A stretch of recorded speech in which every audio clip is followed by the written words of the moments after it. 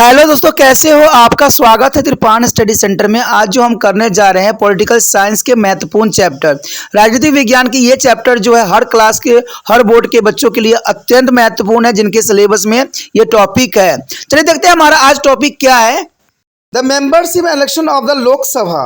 The membership and election of the Lok Sabha there is the Indian parliament.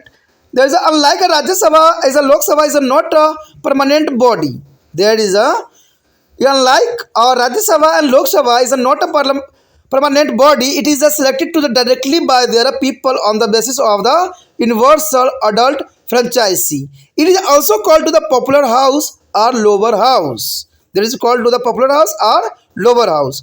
The maximum is a permissible of member of the Lok Sabha is 550, out of which is the 530 are directly elected from the state, while the 20 member are elected from the Union Territory. And besides, the president may be nominate 2 member for the Anglo-Indian community. It is he feels that is a sad community is not adequately is represented in a house.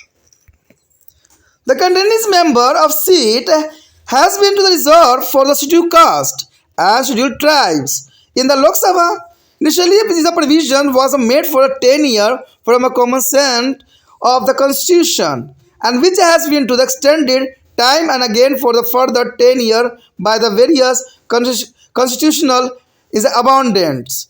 The 79 the amendment has extended for it of 60 years from to the commencement of the Constitution.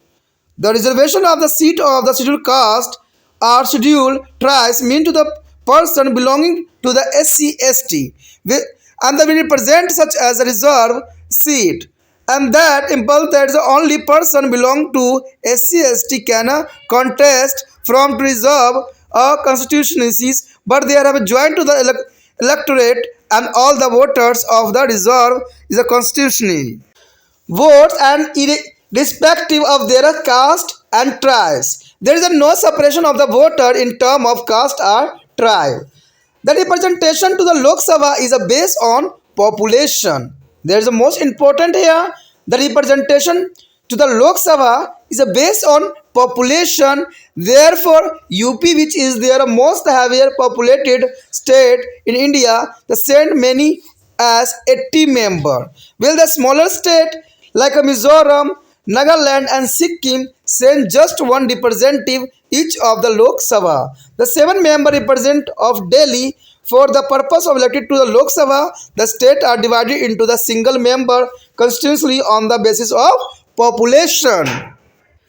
The next year qualification, all the citizens of 80 years of age and above the entire vote to the election of the Lok Sabha subject to the law made by the Parliament. There is a citizen of 80 years age and above to the entitled to the vote in the election to be Lok Sabha subject to the law made by the Parliament. Any Indian citizen can become a member of Lok Sabha provided he or she fulfill the following qualification. The first year, he or she should be not less than 25 years of age, and he or she should be declared through on the oath is a affirmation that he has a true faith and allegiance in the Constitution, and that will be upholded the sovereignty and integrity of India. The next year, he is a must is a possess such other qualification as may be laid down by the Parliament by law. He must be registered as the voter in any constituency in India. The person as here the contesting from to the reserve seat should be belong to be scheduled caste or scheduled tribe as the case may be. The next year tenure.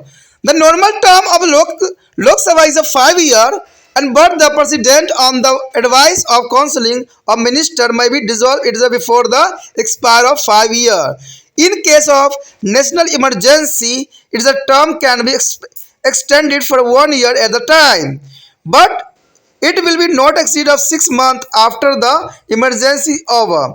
And ours is a several occasionally Lok Sabha was a dissolved periods of their end of it is a term. For example, the 12th Lok Sabha elected in the 1998 was dissolved in 1999.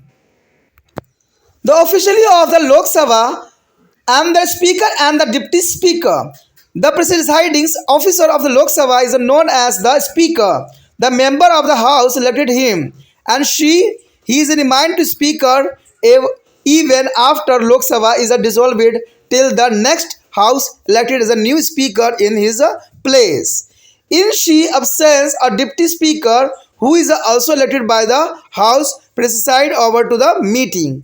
But the Speaker as well as the Deputy Speaker can be removed from office by the dissolutions of Lok Sabha passed by a majority of all then member of House. There is the most important, but some of power and function of the Speaker are given below.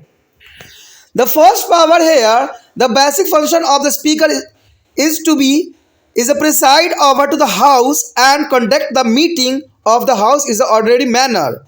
No member can speak in the House without his permission, and she may be asked the member to finish his speech, and in case the member does not be obliged, she may be ordered that the speech should not be recorded.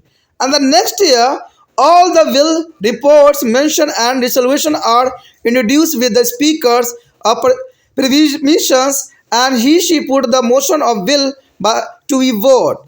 She does not be participate in its voting, but when there is a ties, equal is a member of votes on the both side. She can use his casting votes, but she is expected to be cast here vote in a manner so that is a impartiality and independence are retained.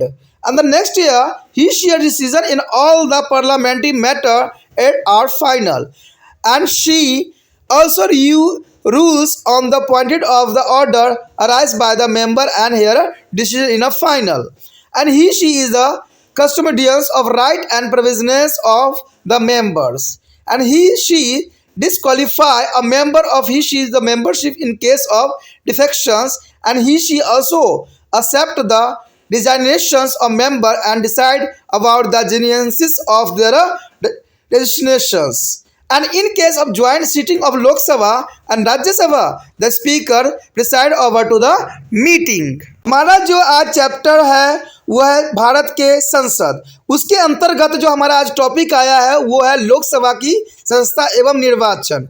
देखिए, लोकसभा की सदस्यता एवं निर्वाचन जो है कई मानने में बहुत ही इम्पोर्टेंट है, क्योंकि हम इसमें जो है ये जो होता है लोक द्वारा चुने जाते हैं। यहाँ पर जो जनता स्वयं ही लोकसभा के सदस्यों को जो है निर्वाचित करते हैं, चुनते हैं। तो ये आपके लिए अत्यंत महत्वपूर्ण रहेगा कि हम जब राज्यसभा के चुनाव होते हैं तो हम कैसे व्यक्ति को चुने और इसका क्या योग्यता होनी चाहिए और इन सब में क्या विशेषताएं रहेगी।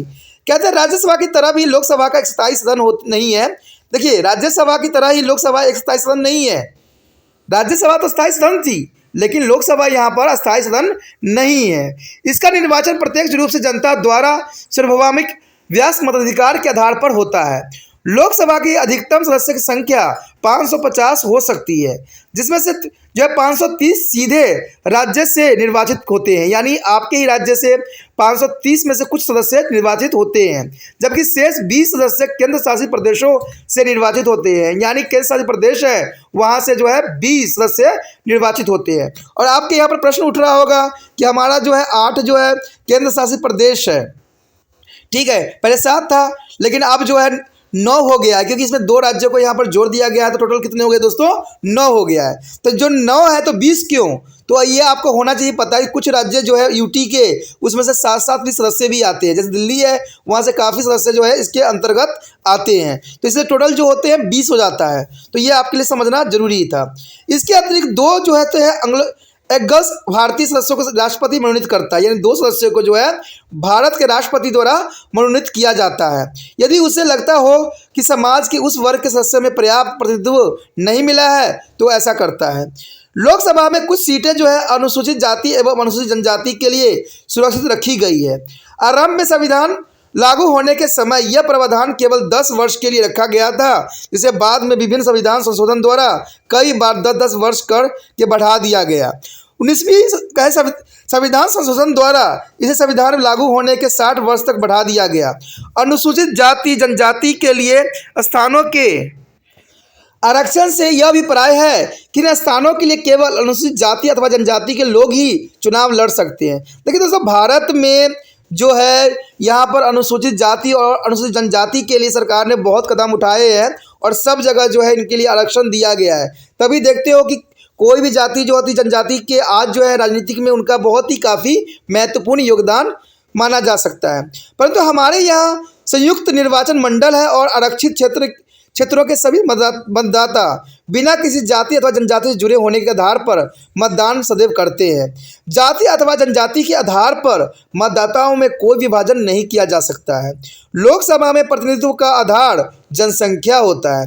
तो लोकसभा में याद रखना दोस्तों कि जनसंख्या के आधार पर वहाँ का प्रतिनिधित्व चुने जाते हैं। इसलिए उत्तर प्रदेश जो कि भारत का सर्वाधिक जनसंख्या वाला देश है, वहाँ से जो है 80 सदस्य चुने जाते हैं लोकसभा के लिए। देखिए मैंने कहा था ना कि जनसंख्या के आधार पर ही वहाँ पर जो है लोकसभा के लिए सदस्यों की जो है चुना जाता है। तो आप देख सकते हो कि उत्तर प्रदेश में 80 सदस्य चुने जाते हैं, जबकि मिजोरम, नागालैंड, सिक्किम लोकसभा में केवल एक सदस्य ही भेजे जाते हैं।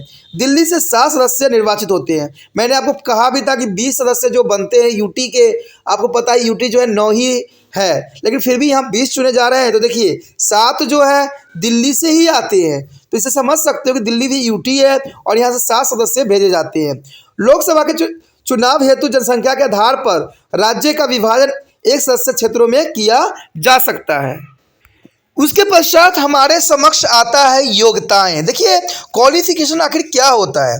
कहते हैं संसद द्वारा बनाए गए कानून के अनुसार भारत के सभी नागरिक जिसकी आयु 18 वर्ष या उसके ऊपर हो लोकसभा के चुनाव में मतदान करने का अधिकार होता है, यानी अडल्ट फ्रेंचाइजी जो है रूल है। ठीक है, तो भारत का कोई भी नागरिक लोकसभा का सदस्य बन सकता है यदि उसकी योग्यता कुछ इस प्रकार हो। पहली योग्यता तो यही होता है कि उसकी आयु कम से कम 25 वर्ष से कम नहीं होना चाहिए, यानी 25 वर्ष होना ही चाहिए। उसे शपथ अथवा प्रतिज्ञा के माध्यम से यह घोषणा करनी होगी कि वह भारत के संविधान के प्रति सच्ची निष्ठा एवं विश्वास रखता हो तथा वह भारत की कहते संप्रभुता और अखंडता की जो अनुरक्षण बनाए रखेगा। तो ये काफ़ी इंपॉर्टेंट योग्यता के अंतर्गत ही आता है। उसके पश्चात जो है चौथी योग्यता तो यही दिखाती है कि सुरक्षित स्थान के लिए चुनाव लड़ने वाला व्यक्ति वंचित शर्तों के अनुसार अनुसूचित जाति अथवा अनुसूचित जनजाति से होना चाहिए। ये भी एक प्रावधान किया गया है। उसके पश्चात हमारे समक्ष है कार्य अवधि, यानी कितने सालों तक जो है ये अपने कार्य में निरत रह सकते हैं। कहते हैं लोकसभा की सामान्य अवधि 5 वर्ष होती है, परंतु 5 वर्ष की अवधि पूरी होने से पूर्व भी राष्ट्रपति मंत्रिपरिषद की सलाह पर उसे भंग कर सकता है, यानी उसे हटा सकता है।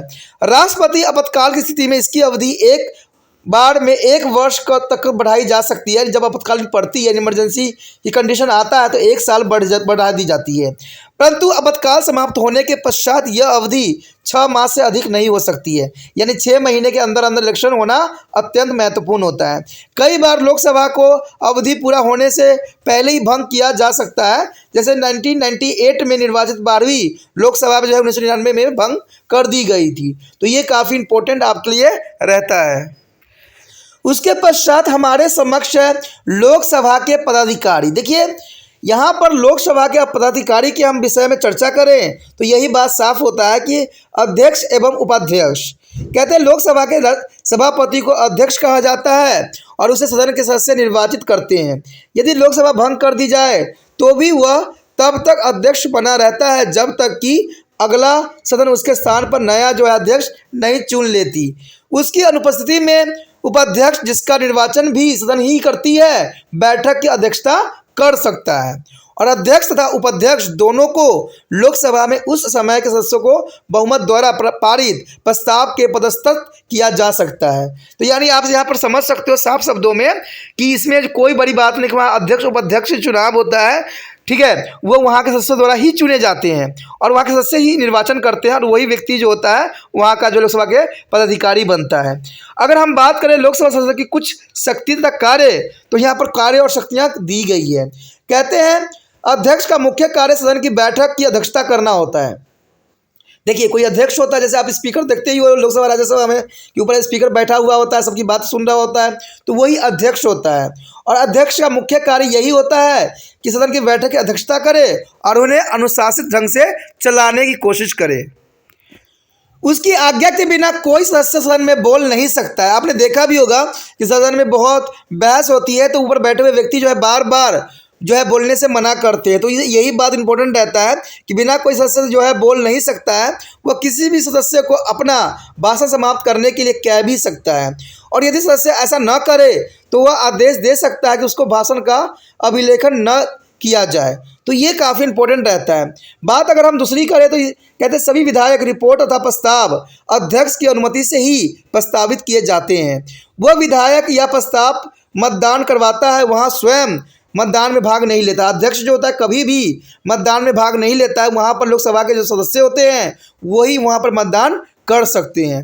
परंतु जब भी गतिरोध की स्थिति पैदा हो सक जाता है, यानी गतिरोध का अर्थ दोस्तों यही होता है कि दो सदनों में टाई हो जाती है, तो उसमें जो इसका अध्यक्ष होता है वो इम्पोर्टेंट यहाँ पर रोल अदा करता है। अर्थात पक्ष या विपक्ष दोनों ओर से मत सामान्य हो जाए तो वह अपना निर्णय मत डाल सकता है, परंतु उसे यह आशा की जाती है कि मतदान करते समय उसकी निष्पक्षता और स्वतंत्रता बनी रहे, यानी किसी प्रकार का उस पर दबाव न हो।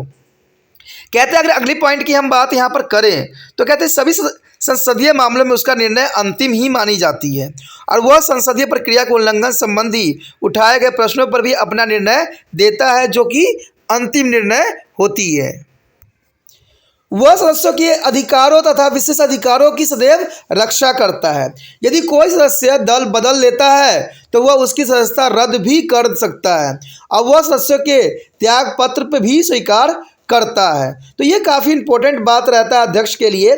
जब भी लोकसभा तथा राज्यसभा का संयुक्त अधिवेशन होता है तो वह उसकी अध्यक्षता करता है। दोस्तों इसी के साथ हमारा ये टॉपिक जो था लोकसभा वो खत्म हो जाता है, जो कि काफ़ी इंपॉर्टेंट था। उसके बाद हम इसके फंक्शन के बारे में पढ़ेंगे, कार्यप्रणाली के विषय में चर्चा करेंगे। तो अगला वीडियो भी आपके लिए अत्यंत महत्वपूर्ण है। तो आप इसी तरह त्रिपाण सेंटर को लाइक शेयर सब्सक्राइब जरूर कीजिए। इसमें से दो बातें जो बहुत इंपॉर्टेंट है जिसको आपको करना है वो ये है कि आप जितना हो सके इस वीडियो को शेयर करना है, और शेयर करने के लिए आपको कुछ भी नहीं करना है, सिर्फ YouTube से जो है लिंक को कॉपी करके व्हाट्सएप स्टेटस पे लगा देना है। साथ में इंपॉर्टेंट बात ये भी रहता है, अगर आप पहली बार वीडियो देख रहे थे तो चैनल को सब्सक्राइब करके रखना भी आपके लिए अत्यंत महत्वपूर्ण रहेगा, क्योंकि अगर आपको वीडियो अच्छा लग रहा था, जो आने वाला वीडियो है उसका नोटिफिकेशन अगर आपको चाहिए तो चैनल को सब्सक्राइब करके रखोगे तभी प्राप्त होगी। नहीं तो अगर आपको यहाँ अच्छा लग रहा होगा फिर आप ट्राई करोगे त्रिपाण सेंटर लिखने का तो शायद आपको वीडियो प्राप्त ना होगा, क्योंकि त्रिपाण लिखोगे तो त्रिपुरा कर देता है।